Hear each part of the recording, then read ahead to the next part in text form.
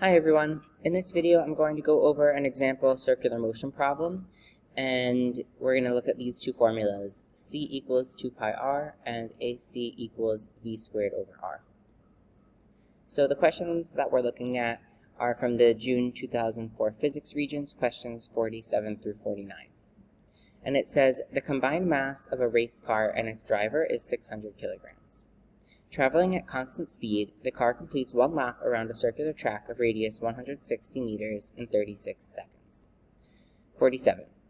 Calculate the speed of the car. Show all work, including the equation and substitution with units. So I'm going to start by circling my numbers and units. Then I'm going to underline the unknown. So we are solving for the speed of the car. And I'm going to box the keywords that I see.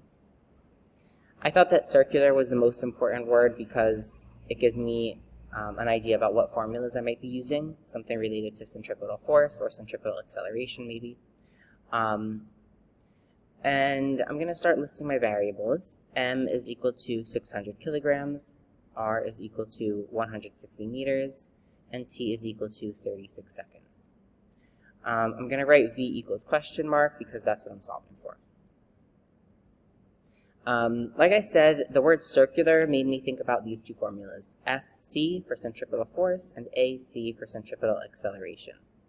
If I'm looking for velocity, the only one that makes sense is this formula because it actually has velocity in it. But the problem is I don't have any information on the acceleration, and I don't really have any way to solve for that right now because even if I tried to use this formula, I would need to plug in the force, which I don't have. So I'm going to go about this in a different method. I'm actually going to use V equals d over t. That does bring us to another problem, which is that they didn't tell me the distance traveled. They just told me the radius, r equals 160 meters. But I can see in the picture that the car is going around this circle.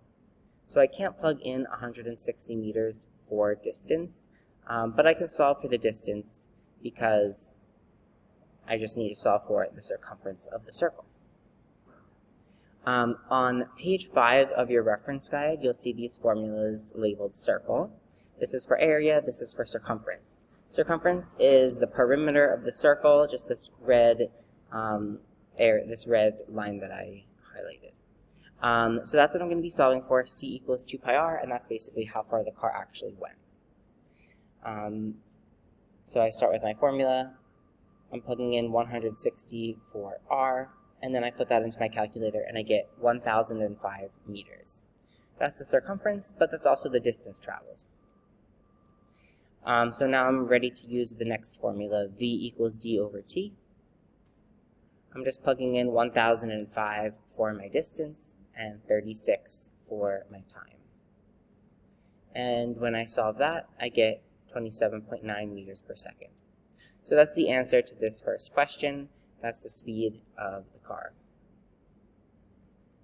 Question 48 says, on the diagram, draw an arrow to represent the direction of the net force acting on the car when it is in position A.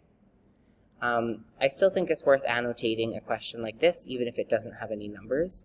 I just put a box around draw an arrow because that is very important to know that that's what's being asked of me. They're not asking me to explain something or even label the arrow or do a calculation. When they say draw an arrow, I'm just drawing the arrow. And then I'm looking for net force. I underlined that as if that were the unknown. Even though I'm not solving for it, that's kind of what they're asking me about. They call it net force, but since it's moving in a circle, I know that it's also a centripetal force. And centripetal means center seeking. In other words, the arrow will point towards the center of the circle. So it's just really important that you start it on this dot here at position A because they asked you to, and if you start it somewhere else, they will not give you credit for that on the Regents. It's also important for questions like this to make sure you're reading carefully because sometimes they ask you to label the arrow and sometimes they don't. So make sure you're paying attention to that. So question 49 says, calculate the magnitude of the centripetal acceleration of the car, and we're showing our work again here. I underlined centripetal acceleration because that's what I'm solving for. A lot of people like to focus on this word magnitude. I strongly recommend to just ignore it. When they say calculate the magnitude, that just means find the number and it's going to be positive, which does not give me a ton of information and is not super important for a question like this. So I don't put a box around this or underline it. I mostly just ignore the word magnitude. They're really asking me for the centripetal acceleration. So here I just copied down everything I already knew from question 47, because this is all connected together. And I included the velocity. So I solved for that already, so that's something that I know now.